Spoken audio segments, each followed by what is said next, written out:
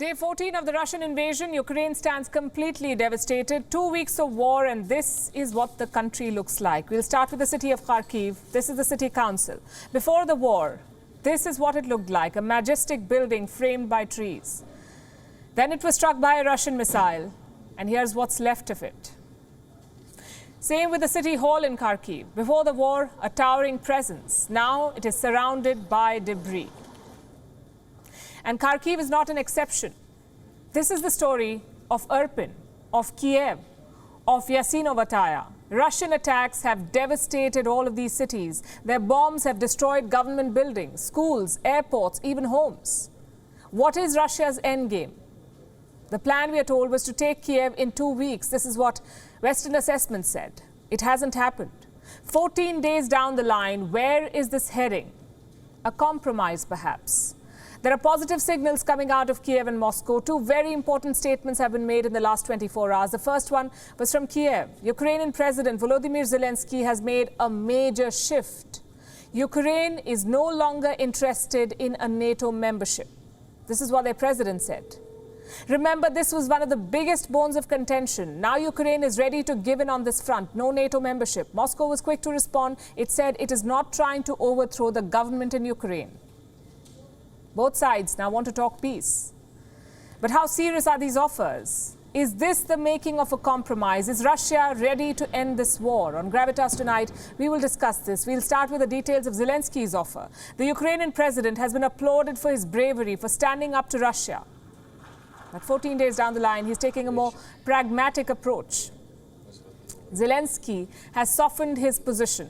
Ukraine is no longer insisting on NATO membership, and I cannot overstate the significance of this shift. Remember, Ukraine's desire to join NATO is enshrined in its constitution, but President Zelensky seems ready to give up that dream.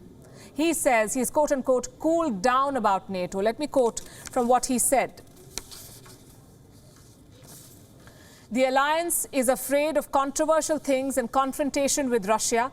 I never wanted to be a country which is begging something on its knees.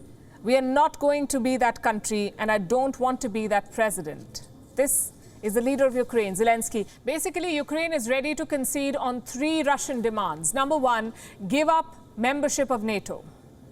Number 2, recognize Crimea as part of Russia, the area that Russia annexed in 2014. That's Crimea. And demand number 3, recognize the independence of Donetsk and Luhansk. Now, these 2 regions are in Donbass. They're controlled by Russian separatists.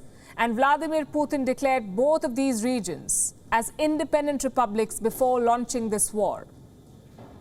That was more than 14 days ago. Now, President Zelensky of Ukraine says he's willing to negotiate on all 3 points. And this is a very big climb down. What is Moscow's reaction? They're ready to talk. The Kremlin too has softened its position. The Russian Foreign Ministry held a press conference today. It said that Russia is not trying to overthrow the government in Ukraine. Let me quote from that statement.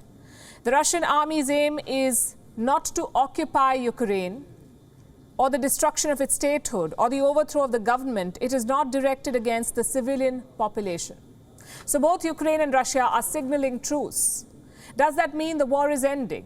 Well, it's too early to say. Russian forces are still in Ukraine. They're still attacking. They're still trying to enter Kiev. Their bombing operations continue.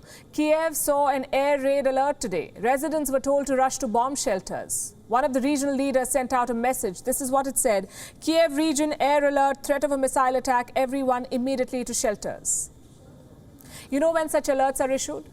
When there is a threat of aerial bombing. So far, Russia has not actively used its air force in Ukraine, but that might change if talks fail again. The foreign ministers of Russia and Ukraine are meeting in Turkey. We'll keep track. WION is now available in your country. Download the app now and get all the news on the move.